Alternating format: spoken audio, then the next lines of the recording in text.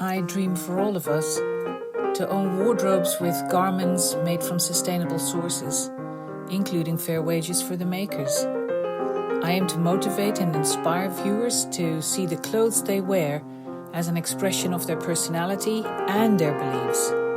This is the Slow Wardrobe. Come and have a look. Welcome to episode 1. It's been, I think, more than a year of planning and dreaming about making a podcast and procrastinating more than anything else. That ultimately led to making a commitment to Felicity Ford, Felix or Knitsonik online, to interview her for episode 1 after she published her second book. I've known Felix for just over 4 years, and you'll hear a lot more about that later on in the episode when we talk.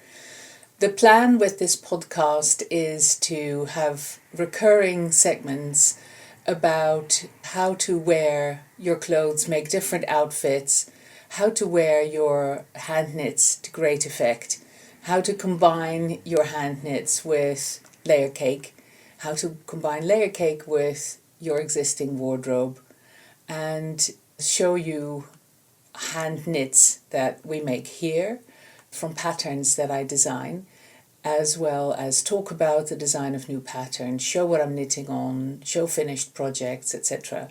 This first episode is a bit different because I started with the interview of Felix, and it is a long one. There's so much in that interview, and we touch on so many things that I would have talked about anyway, that I decided to fill the first episode with that interview. Next to me on the screen, you'll see where you can find me online and on social media. I would love to hear from you and get some feedback about what kind of things you'd like me to cover, any questions you may have, feedback over the length of the podcast, and anything is welcome. For now, sit back and for the best part of an hour, enjoy. Hello Felix, welcome. Hi Linda, it's great to be here for the first The Slow Wardrobe podcast. Yes, That's right. I'm very excited to have you here as our first guest. I am thinking back to the first time that we met, which was actually not that long after we had moved in the studio that we're filming in now. We moved into there at the beginning of 2014, and it was also in 2014 that I first saw a picture of you online, and it was a photograph of you holding a microphone, I think it was a speaker. A speaker. Just like this one. Yeah, in fact it is this one. One here we made before. Speaker and wearing a layer cake spinning penny, a red spinning penny, and you said something about how this photograph captured the real you. And I saw you in a spinning penny saying that, and I got so excited that we got in touch. Yes, it was an amazing picture, and it was taken by Pierre Corona, who very sadly passed away, I think it was last year. And he was an amazing photographer and is very much missed, I think, by obviously his friends and family, but the entire creative community in Oxford. He just went to everything. He took photos of everything, and he had the most warm and generous way of seeing. It was like he could see this is this person. And there was just this, he just took this brilliant photo of me. It was at an event at the old fire station, and I was explaining my practice, and I was holding up this speaker, it's a little pillow speaker, and it's made, the cover is made from Shetland wool, and it's stuffed with Shetland wool, and the idea is that you can plug this into your phone or your computer, and you can play sounds from my Shetland wool sound map through it. So the idea is that you listen to Shetland wool through Shetland wool. Wow.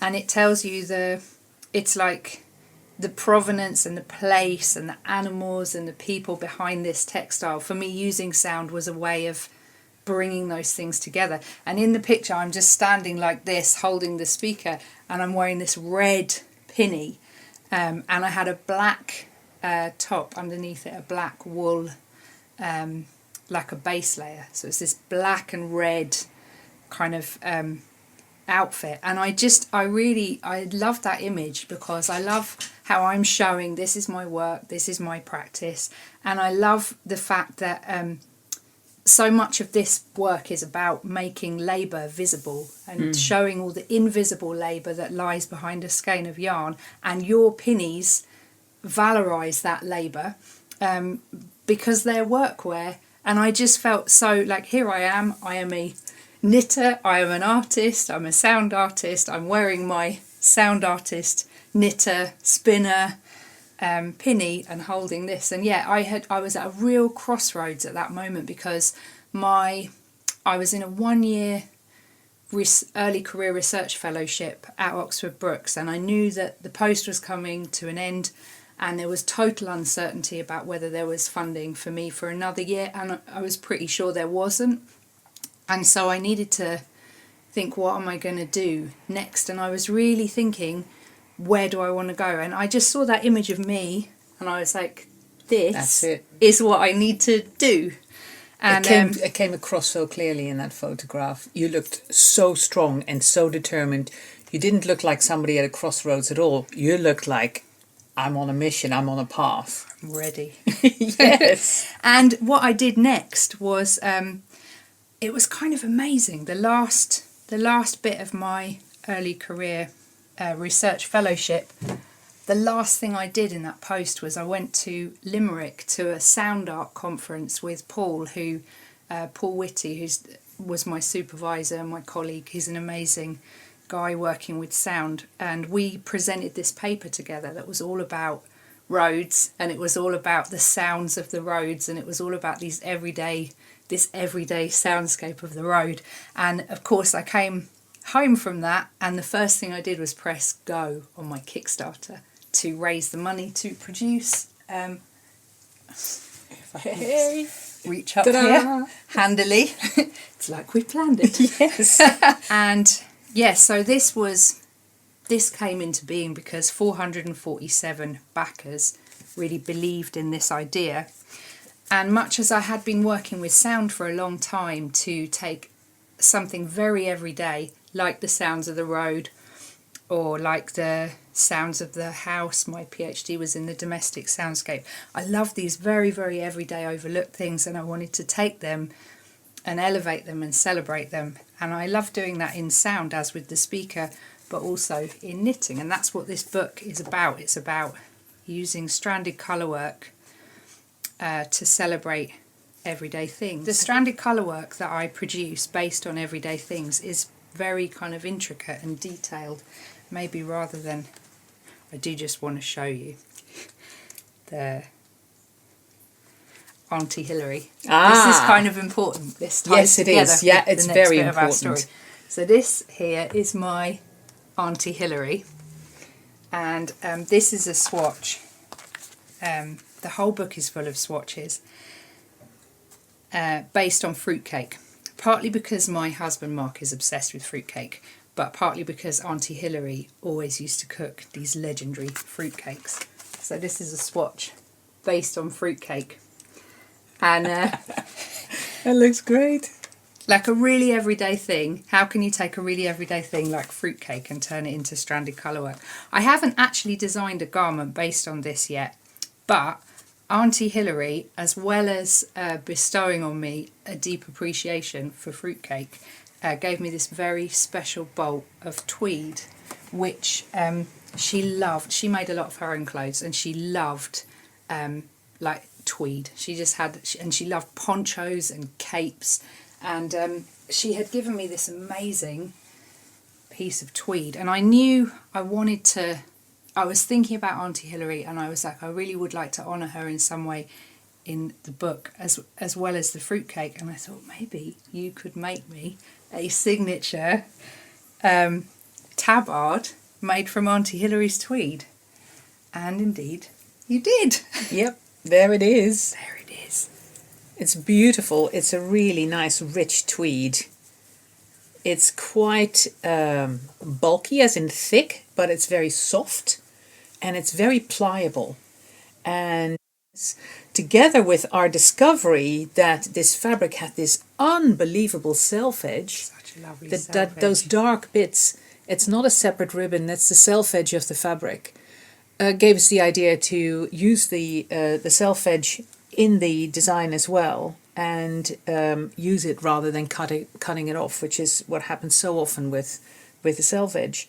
So the result is a lovely tabard with its signature pockets, but with some really nice emphasis on those pockets, on the edges, by using the self-edge of the fabric. And it really was part of our collaboration to, in a way, make a contribution to back the production of your book. It was huge, and it was really, there's a picture on the inside, going back to that thing of me in the pinny, being like, this is me, I feel like me. My brother Ferg took this amazing photo of me wearing the tabard. I'll show this to the camera. And it was so funny because he actually, I love this photo, he shared this photo on Facebook and said, this is, don't mess with my bossy big sister. Which was so funny because I never think of myself as that. But then I looked at the picture and I thought about me through his eyes and how hard I made him work taking all the pictures of this book. Well, and just like with that red pinny, with that tabard on in that photograph, there's just this kind of strength and determination that solidity radiates out of the photograph. It really is a don't mess with me look. I love. I wear this tabard very often when I'm teaching, and I made this really lovely discovery that this is actually the very first thing I ever made that was this idea of like take an everyday thing, celebrate it in stranded colourwork, and it's based on little, actually looks better in the video than it does in real life because it's small. Have you ever noticed that with stranded colourwork, that when you see it from a distance and it looks like miniature, it's completely different from when it's like up here. Yeah. Anyway, sorry, a tangent. It's like when you look up close, it's more pixelated, I guess. Yes. Like, and from a distance, those pixels of the stitches disappear and blend together. Near, far. Anyway, yeah, so this was based on actually these blueberries that were around New Lanark Mill. And the yarn is New Lanark as well. And I love to wear this when I'm teaching because it shows a lot of things. Like, I really didn't want to make a symmetrical pattern. I wanted it to look organic and the way that the leaves growing look. But you can see my leaves are a bit kind of, the negative space around them looks kind of a bit clunky somehow. Or there's just something, actually knitting is maths based. That's what I've kind of learned. Yeah. And trying to go against that and make things that have no underlying rhythm, it kind of doesn't work. That's the word that came up in my mind, rhythm, that there's something in the rhythm, the visual rhythm, that jars somehow. Yeah, it's kind of arrhythmic when I want it to be rhythmic. And which is interesting because that's a sound thing, of course, as well. It is a sound thing, which I always think about, that rhythm and repetition. Yeah. And time as well, because it takes so long to sit and listen to something, and it takes a long time to sit and look at it too, to see the colours and to think sit about. and knit, which of course has rhythm as well.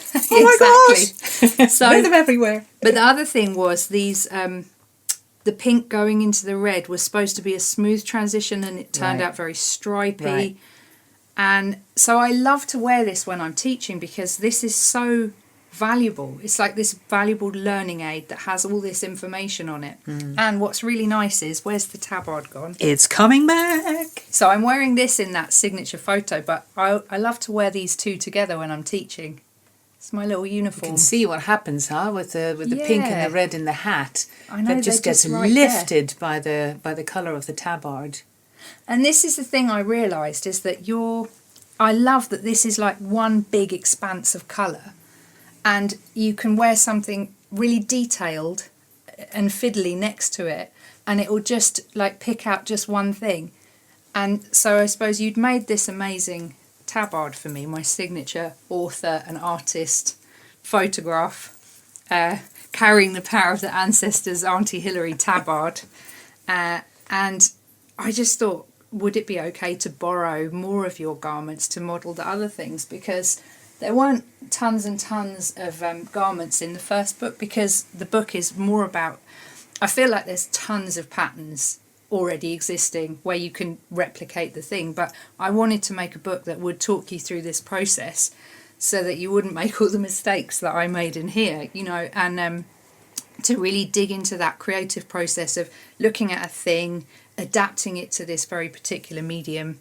So yeah, there's just a few kind of accessory patterns. So these are based on a book about electricity, and it's that's the symbol. I think that's the battery symbol. If I show you the swatch in the book that is the inspiration source, The Wonders of Electricity.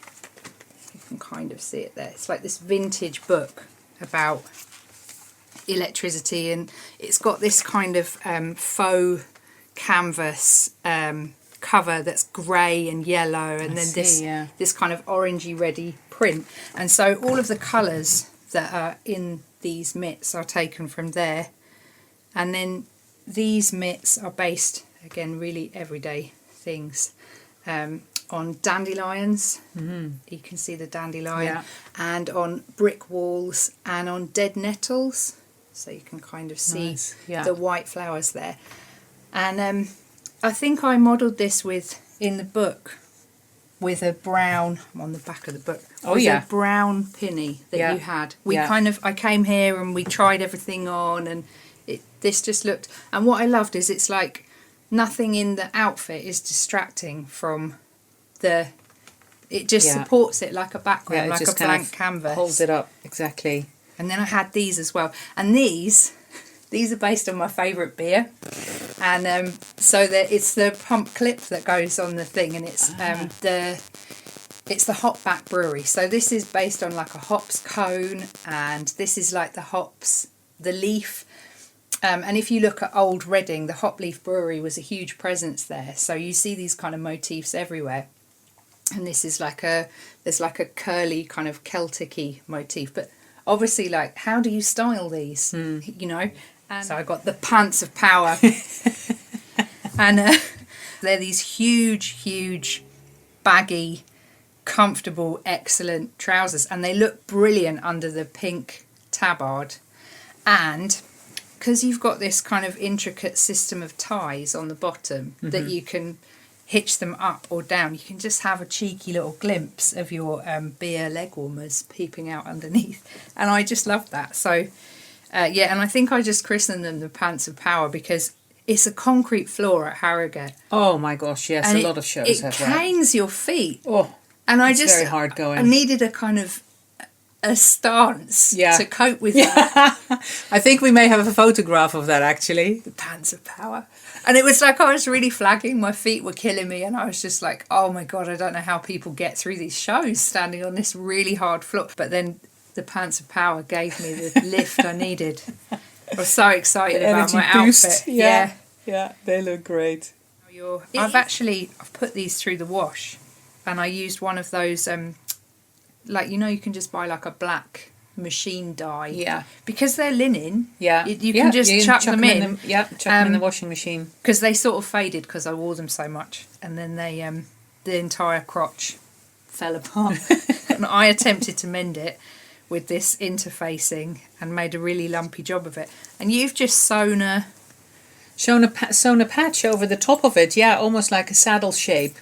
Which of course disappears when you put the trousers on because it's hidden, but it's just an extra flat piece over the top, and haven't particularly tried to hide it.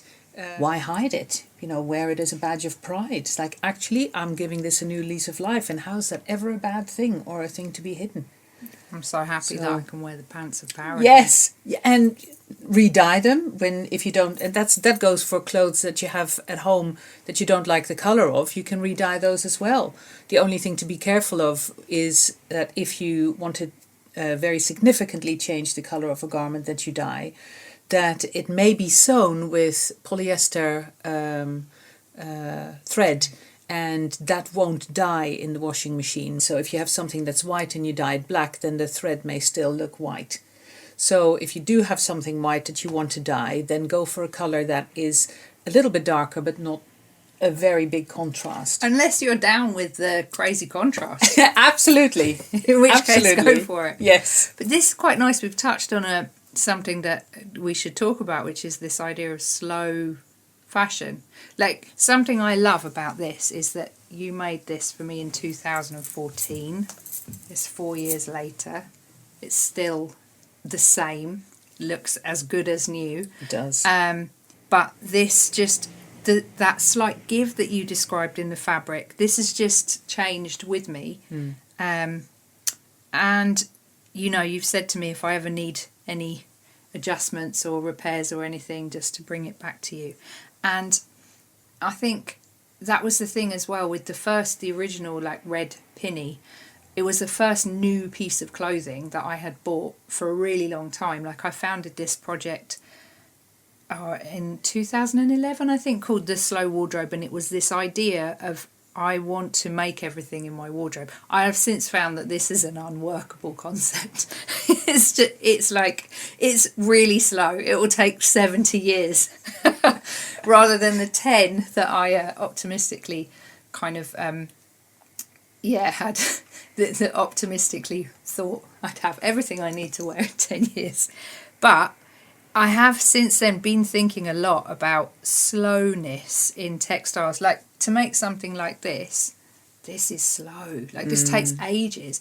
And I kind of feel as well, like, the Knitsonik process of look at something, study it, make a swatch, that is not a quick thing. But I kind of feel like putting that, it's not a quick thing to knit anything in stranded colourwork. And for me, that extra time just goes into, it's just an extra level of, this is really mine, this is really me, this is me expressing my ness in the world. And I think, like, clothes like this that are very, to me, that are very simple shapes and a very blank canvas and can be adapted and worn with a lot of different things, like, they really have a place in slow fashion. And slowness obviously is completely integral to the slow wardrobe. Yeah, absolutely. And that's the idea behind the name. The name is a badge, really. It's to try and encapsulate the different things that we try to carry out into the world. And Layercake is one of them, the clothes that we make. But of course the yarns that we sell and the patterns, etc., are part of that as well. It's all about slow. And I think in that respect, it's turning your own wardrobe of clothes into a completely slow wardrobe is setting yourself a very, very high goal. I think it's more an aspiration. The business tries to give you the tools to aspire to a slower wardrobe, and saying, you know, we can change the shape or we can change the size of it for you is part of that. And making garments that are structured and cut in a way that they will stay with you and remain wearable through different stages of your life and through different sizes of your life is part of that. But I think I keep thinking about, like, I interviewed you in 2014 when we were doing this work together for the first book. Yeah. And that interview is still on the Knitsonik website. And you said something in that I really kept, I was listening to it the other day and I was thinking about it. And you said, like, that people sometimes come up to your stands at yarn shows and say, I've been wanting to get one of these garments for 3 years and it's still there, which is like not an experience that you would have on the high street. Yeah. You know, where you go in and it's like, this season is Yeah, all that's a about good this. point. You Yeah. know, it's just like It's another part of the slowness. the slowness, Yeah. And it doesn't, and it kind of, I suppose what I really like about your garments, there's a few things I really like about them. I really like that they have that flexibility, because my weight does go up and down.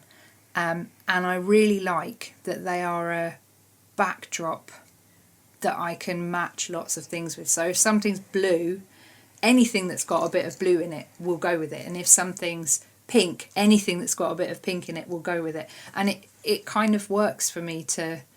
I don't like to have tons and tons of clothes because I get really overwhelmed. And just having a few things, it frees up a lot of space for me.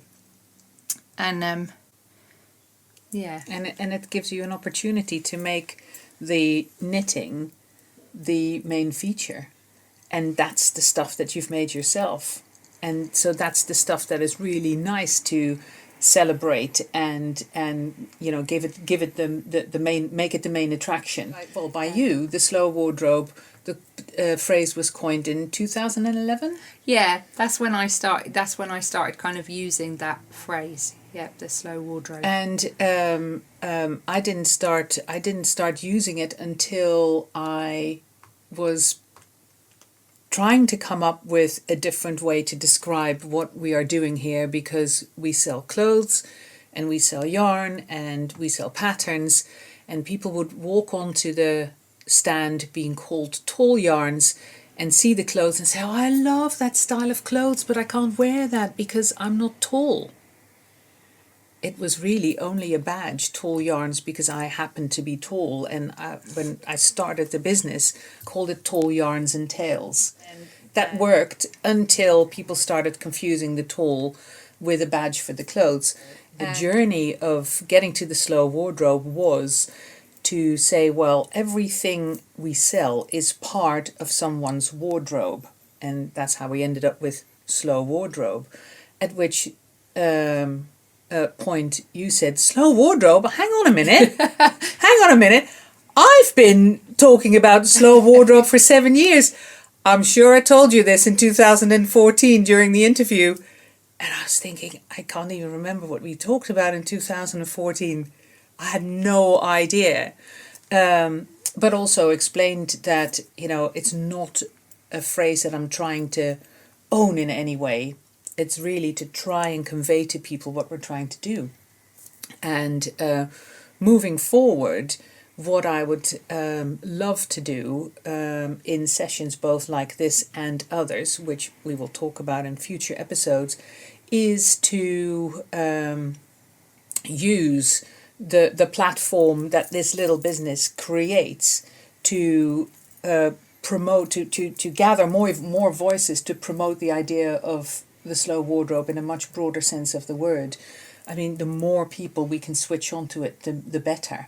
So it's not this is mine, but this is everybody's. This is the concept that absolutely you want to speak to. Yes, absolutely. And this was the year before the idea of using the slow wardrobe was even born. Then getting either an email or a phone call from you where you said two things. One, I'm going to get married. Two, I want dotty bridesmaids.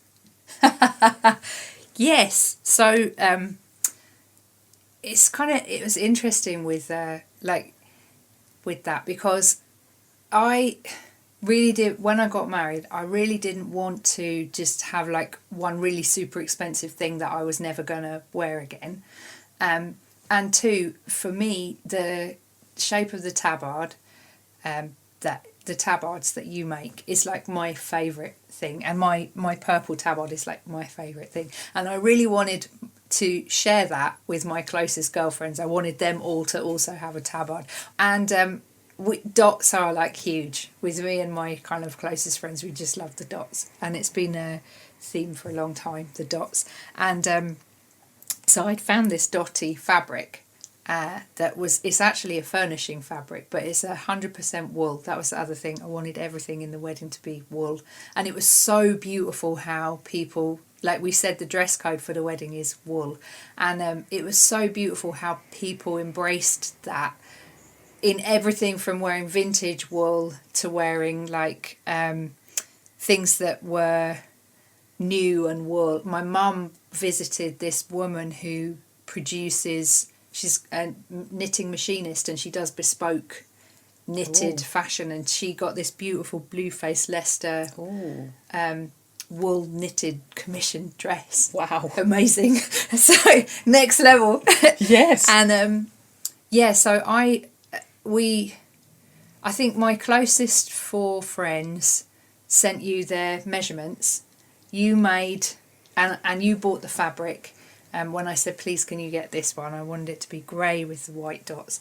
And you made up these bespoke tabards for them, but one of them was completely the wrong size. Yes. And I was one of the bridesmaids who, we don't know how she measured don't know herself, what but she happened got with it the completely measurements. wrong. See, she maintains that you got it completely wrong. I don't know whose fault it was, but one of the tabards was the wrong size for the person it was supposed to be for. And turned out to be for a good reason, though. So I, after the wedding, was really like, you know what? I've bought one of these tabards for each of my friends, and then I was like, but I never got one for me. And then when I came to visit you, after the second book came out, which we'll get to in a minute, and I thought that you'd taken in the one that turned out too big, but you'd actually just made a whole new tabard. And this one was just still on the rails, and you said, well, it's very niche, the dotted tabard. no one had gone for it. And I tried it on, and we'll do a proper thing later, but here is the dotty. Yes. The dotty it was tabard waiting of for dreams, empowering me with the woolliness and the dots. And it was so nice how everyone just did their own thing with the woolly dress code. And and it was really lovely that the pinnies were part of that with the bridesmaids' dresses. Before anything else, I have to say, your hair. It's long. The colour! Yeah, it's slightly pink. It is gorgeous. Thank you. Because it's pink kind of laced over the top of the blonde. It's not like bang, pink and nothing else anymore. It's just a dusty pink. Yes, but it's, you can still see the blonde as well. Do you find, though, that you get, like, colour phases? Yes. Like, where you're just obsessed with my the colour? goodness. I've just got an obsession at the minute with, like, rose gold. So my glasses... Well, your hair is rose gold as a hair. result of the pink over the blonde makes this rose gold. My nails. Oh, yes, and your a little glasses, bit, this is a thing that I knitted. Oh, yes, let's jump ahead to that. Let's jump ahead to that because it is... The colour of it, there's rose gold for you. Beautiful. The slowness of things... Also very dotty. When I was working on the second book, the first book, as we've talked about, the Knitsonik Stranded Colourwork Sourcebook, is very much a book of method and creative process, take an everyday inspiration source and develop your own patterns, palettes and motifs from it. And the second book, the Knitsonik Stranded Colourwork Playbook, is much more like, this book kind of envisages that you've done that and you've got some motifs and now here's some different kind of canvases to play with. And still with the idea of slowness, I really like long ideas. I like ideas that go on for a long time. So in the first book I made a swatch that was based on brickwork, and I really liked just one idea that was in that swatch. And I knew I wanted to do a lot more with it. So there's this whole chapter that's about Reading's brickwork.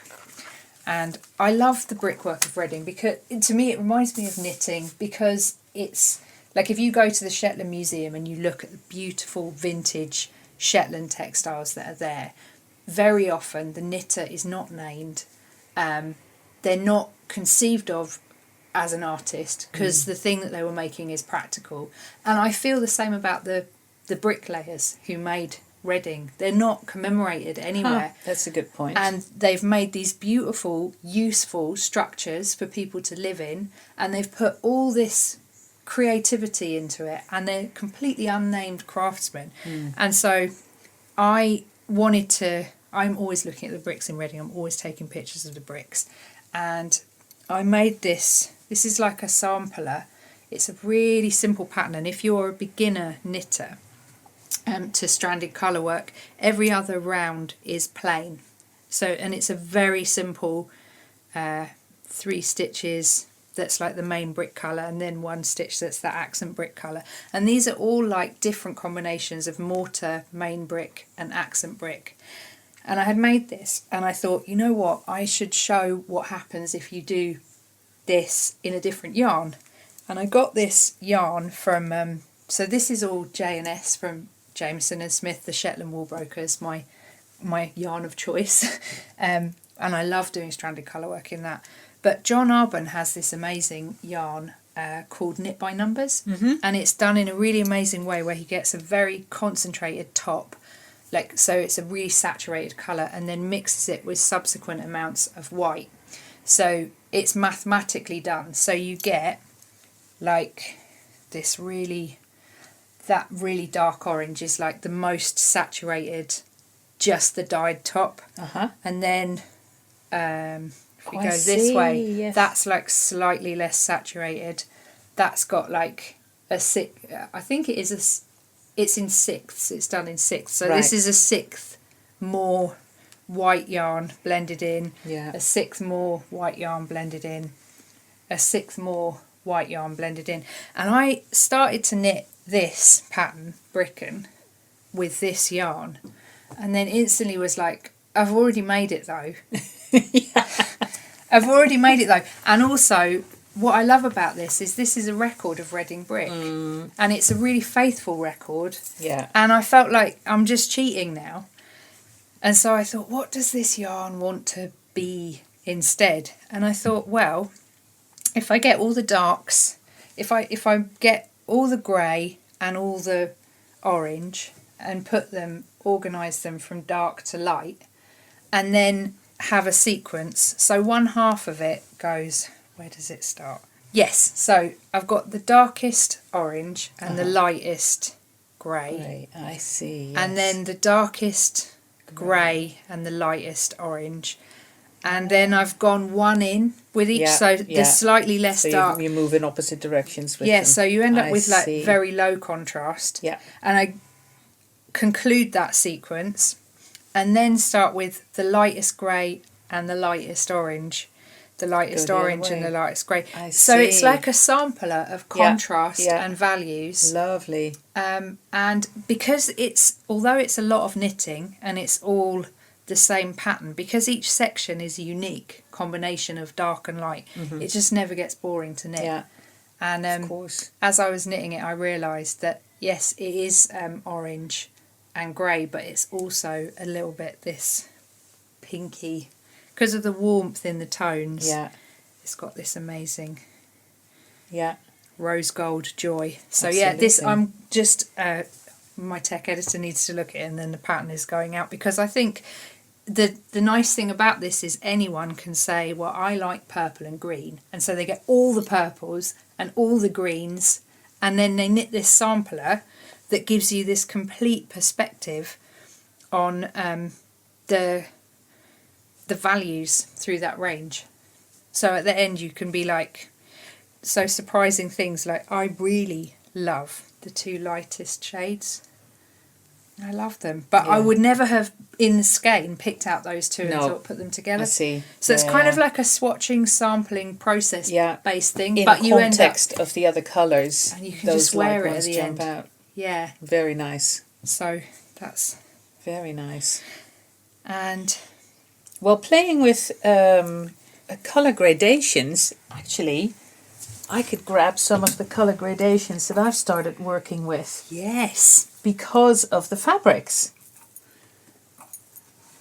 this is one of the linen colours that we have woven for us in Lithuania. The linen comes from Lithuania, and even though we're still a tiny company, we're big enough to have to buy enough linen in one go to have it woven for us. That means that we can control the colour as well as the quality of the linen, because we want things to last. Just like with your tabard, we want the linen to keep going, and because we were commissioning our own linen, I came up with the idea of, instead of just using one flat colour, instead we have them woven as cross weaves, meaning that the warp colour, the threads that run vertically in the fabric, is a different colour than the weft, which are the threads that run horizontally.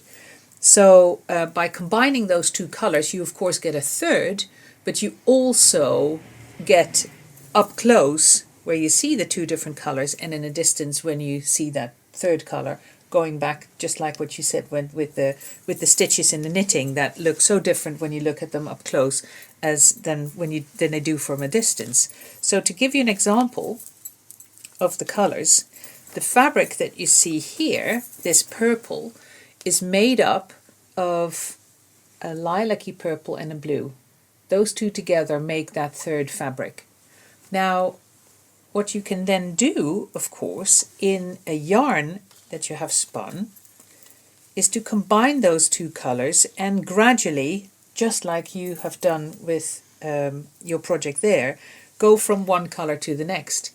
And instead of blending tops like what John does with his colours, this is blending threads.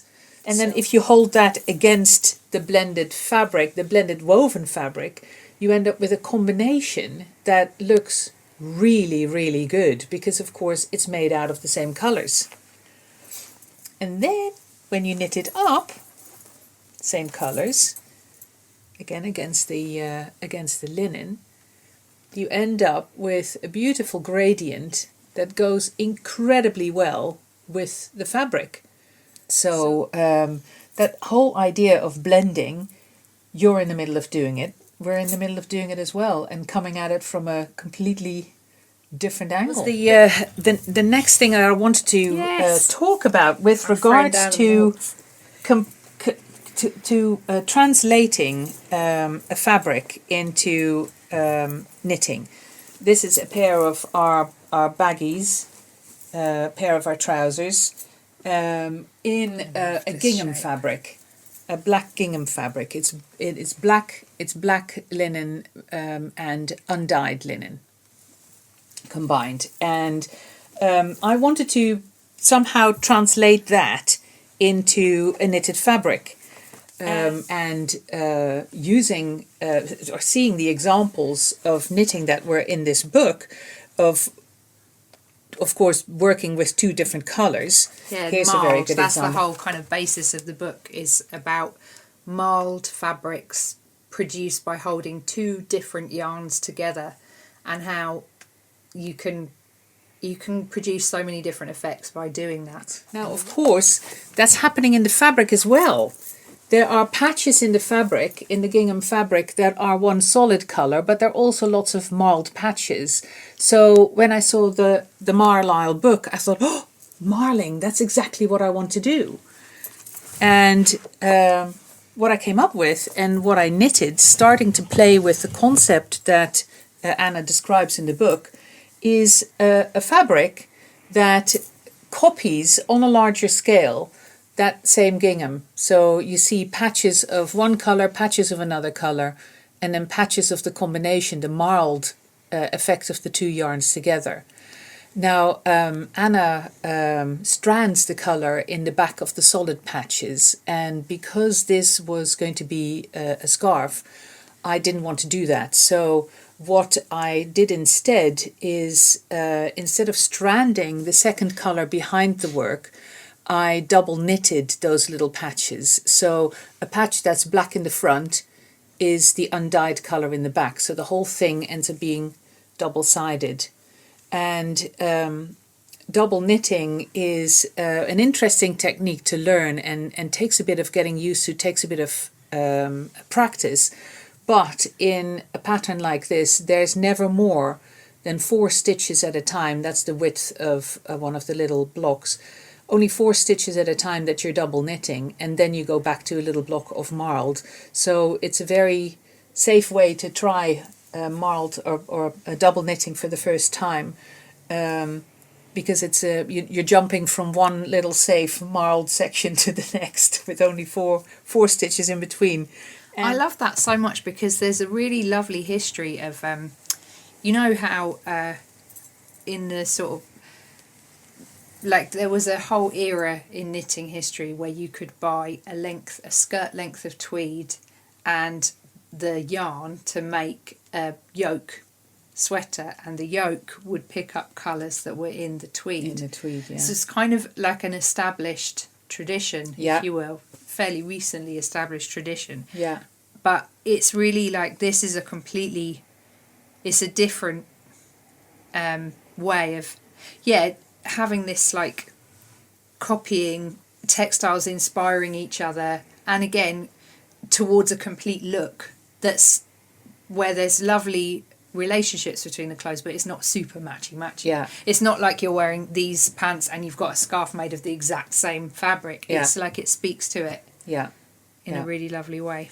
Now, shall we show what we're working on at the moment as well? Yeah, because we've kind of talked quite a bit about this thing of how things go together, like a knitted accessory or a knitted garment, and how it goes with something. And you, the thing that I'm knitting and the thing that you're knitting both go with this. Amazing. But they're really different, and I really like different. that. Yeah. So what we're looking at here is a linen fabric, again made for us in Lithuania, that has got these multicolored large checks, and I think there are 11 or 12 different linen colors in it in total, which then combine to make these multiple different ones.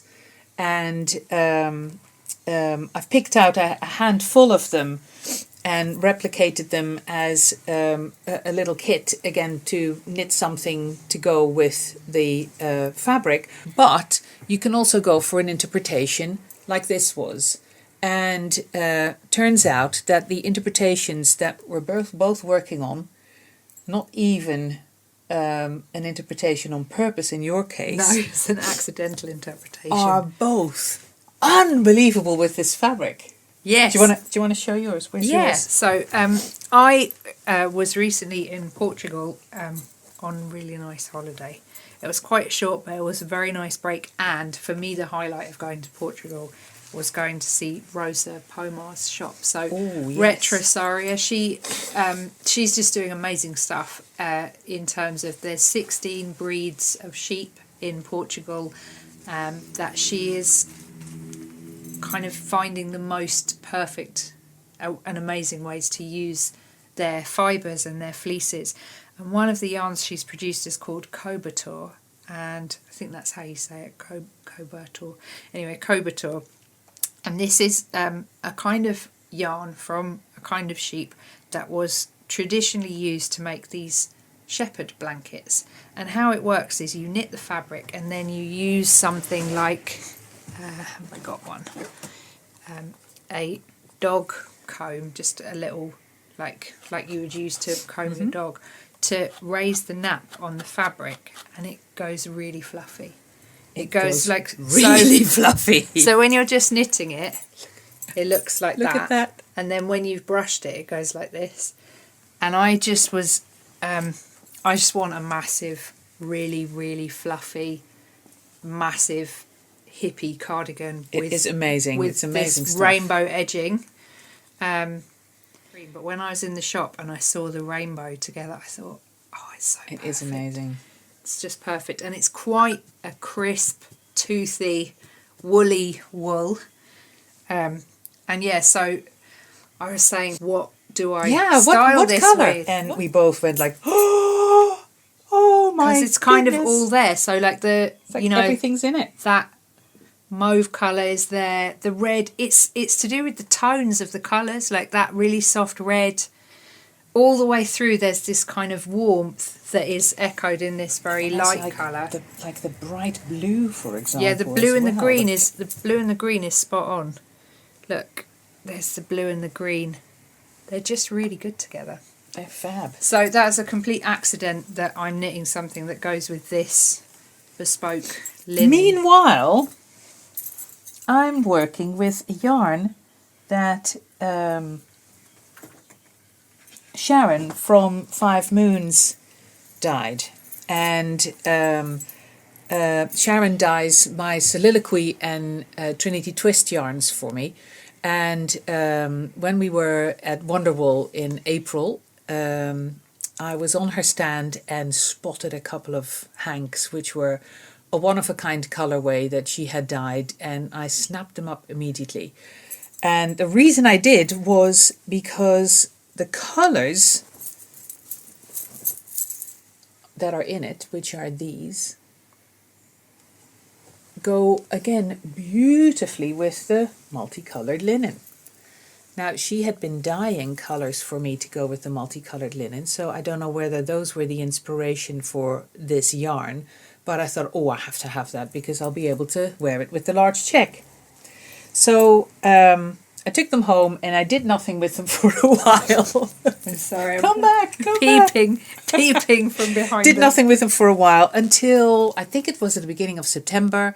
There was a new pattern that came out by Isabel Kramer, and it's called Gramps Revive.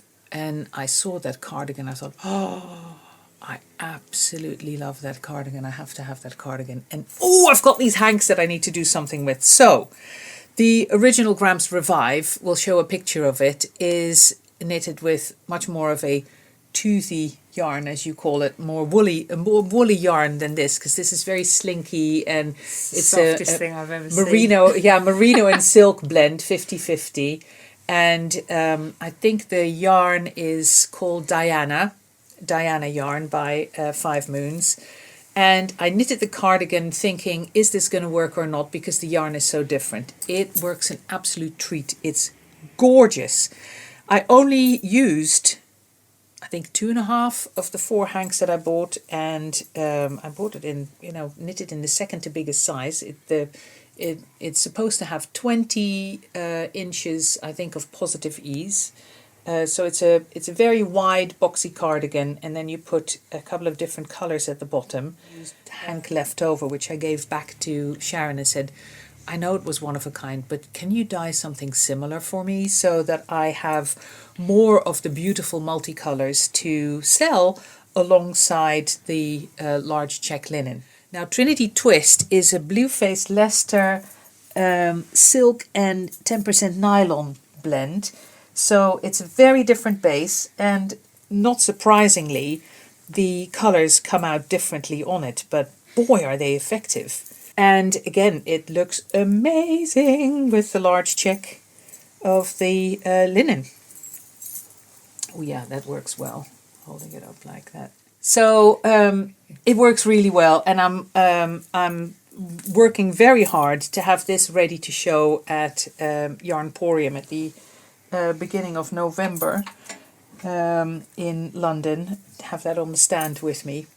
Yeah, there's so many different ways to mix colours and to blend colours, from choosing the yarns to how the yarn itself is made to how the tops are done, like how the tops are blended to how the plies are blended to how you organise the finished yarn. Like there's just a million ways to mix colours. And to get them to speak to your sewn clothes. Mm-hmm. Well, I think we've kind of gone full circle, haven't we?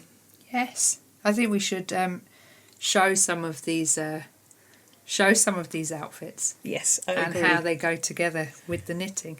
Let's do that. So what I've been wearing while I've been sitting down, which you can't really see, is I've got my big polka dot cowl. Close up. And now far away. And to pick out, I thought it might be a bit too much dots and dots, but I've got the dotty tabard on. And I'm wearing it over a play suit. And I've got my white, this is my wedding boots actually. So that is the petite play suit, which is cropped on you. And if you would wear the medium length play suit, it would be full length on you. So you've got the petite play suit in the charcoal grey, and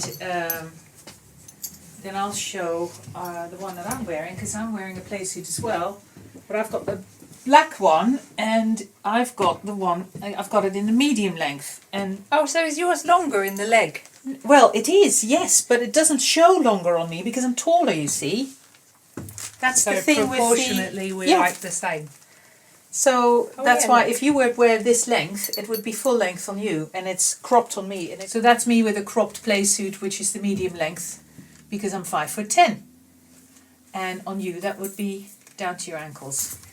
And I like the cropped thing because I like it with boots. I like it shows off the boots, and it's I feel like it's out of the way. yeah, I love this as a yeah, that's amazing. That as a looks background amazing. for the Bricken Cowl. Yeah. See what I mean? It's a big plain background Yeah. with just like this mega detail, and it works the same with that one. This is a bit of a narrower cowl than the Polkamania.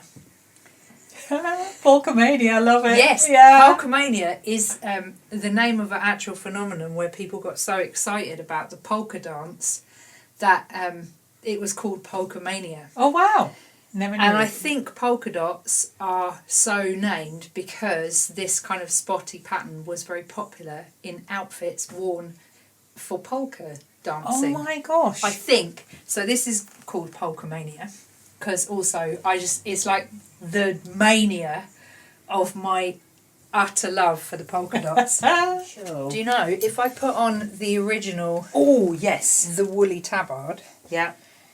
made from Auntie Hilary's beautiful pink fuchsia tweed. She had so many clothes in these like ultra bright colours. Amazing. She had this phenomenal confidence. Do you know, she wasn't allowed a mortgage because she was an unmarried woman. What? So when she was like 50, she bought her house cash. After paying Yes! rent. After paying rent though, for all those years where she could have been investing in her house and paying off her mortgage, she Yeah. had to pay rent. Oh.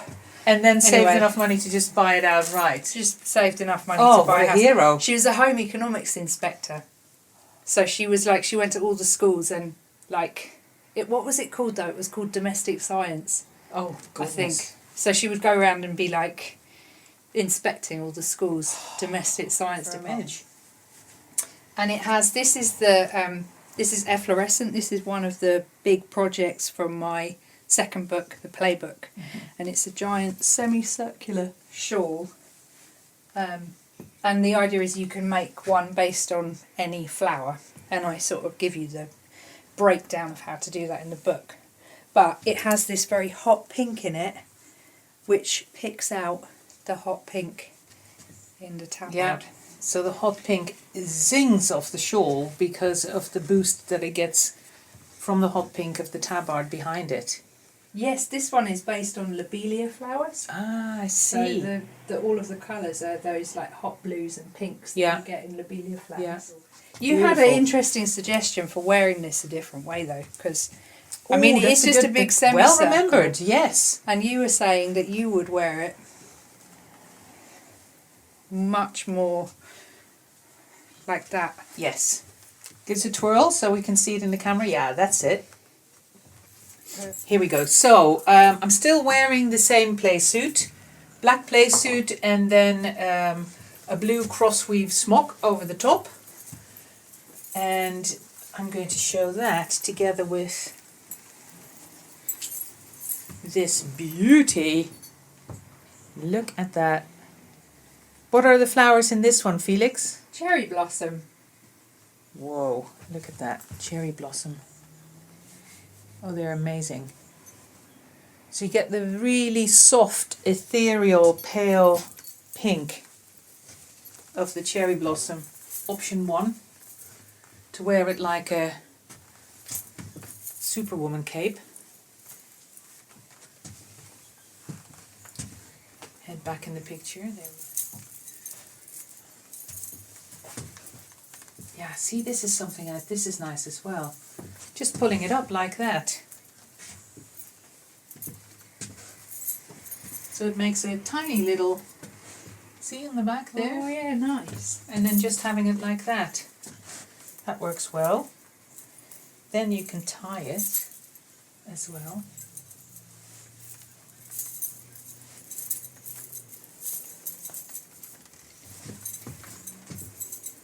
Yeah, this is probably how I would wear, if I would wear something like this literally at the studio while I was working, I would probably have it like this. Double. That's twice around. You had the other one once and a half, but you can actually easily, look, there are the two ends, you can easily go twice around. Oh yeah. And then just have it like this. That looks great. It's good, isn't it? Yes. And again, I quite like them. Just worn underneath these, like the cropped. Is this like a 3/4 length? yeah, that's the short length of the high-lows and then cropped, so they're turning into knickerbockers almost. I love the leg warmers. You know, in Very nice with those trousers, you're right. in Estonia, there's an expression that roughly translates as juniper pulling calves, because traditionally juniper has very deep roots, Right. and the whole idea is that if you have juniper pulling calves, it means you've got like sturdy big calves for pulling out juniper bushes. And this is like a traditional kind of, I mean, I'm talking about when Estonia was mostly kind of agrarian, land-based, kind of lots of farming communities. Yeah. This was the beauty standard, so like 1800s. Big And if calves. you go to the museum, you can see like leg warmers where they've built in lots of increases, and it would have been stuffed with straw to like a prosthetic, like Wow. how we wear, you Yeah. know, sometimes Push-up like bras. push-up bras. It's like the same thing, but for your calves. So here we have a large check play suit in the long length. So that's full length on me. And then the cardigan that I was showing, made out of the 5 Moons Diana yarn in the pattern by Isabel Kramer called Gramps Revive. So if you've got a play suit and you'd like a nice cardigan to go with it, I firmly recommend this. There you go, with the positive, all the positive ease on it. And it's very effective, I think. Even with a yarn that's very accommodating and very droopy. It doesn't have to be a firm yarn. The droopiness actually works quite well. I thought I'll just show you. This is the Hi-Lo Bloomers. Is that what these are called? Yeah. The trousers of power. Yeah. These are the original ones that are really, they're a lot darker colour because I re-dyed them black. And then you can see this is my attempts to repair. There's this like fairly awful mix of interfacing and patches. And then you've, on the outside, just covered that whole atrocious mess with this big, you've just basically put like a big saddle in the crotch. I'm going to put a matching big saddle on the inside though to cover up those really scratchy bits of interfacing. What I've learned is don't use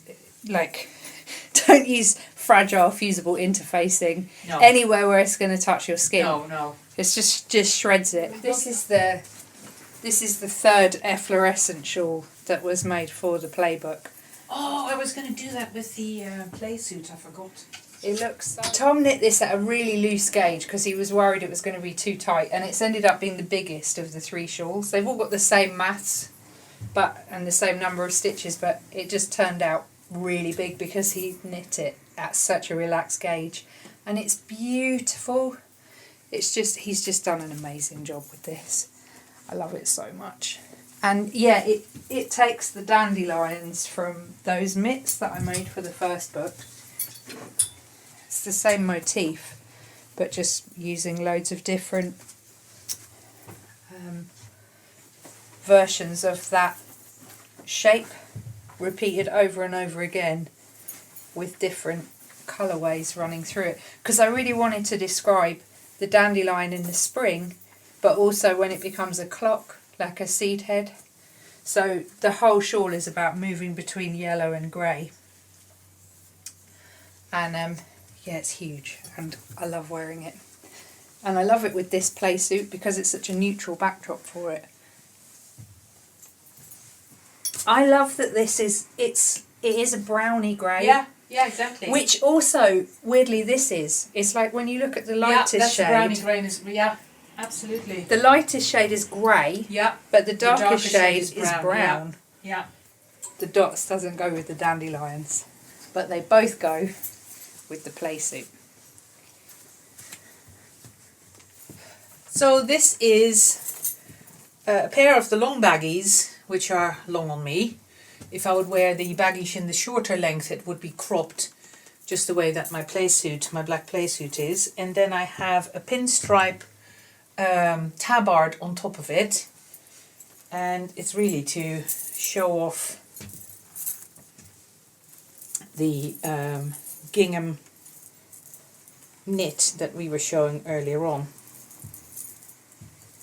And playing with one sets of colour, in this case the black and the natural linen, in different guises, having the gingham at the bottom at the trousers, and then having it come back in the stripes of the tabard, and then wearing it with the little scarf.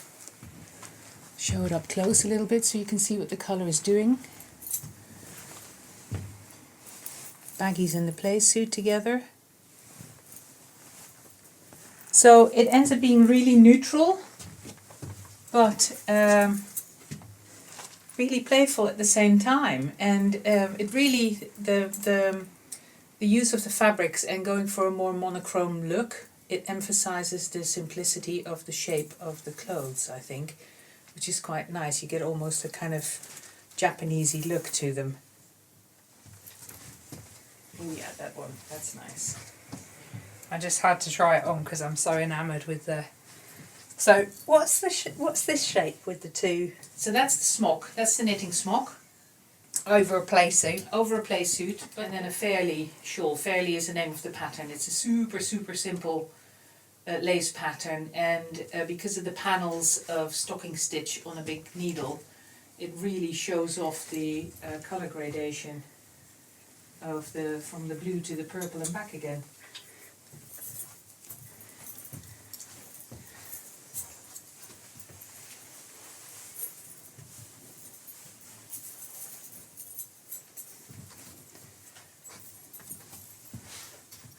Wow.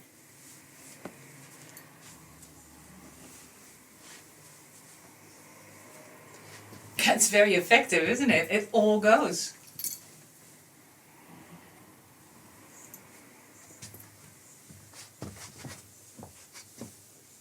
That's Hazel Tyndall's Schwook pattern. Let's do that. Thanks very much for having me on the Slow Thank you Wardrobe so much podcast. for coming. You're part of it. You can't not be. Comrades. Comrades. Thank you.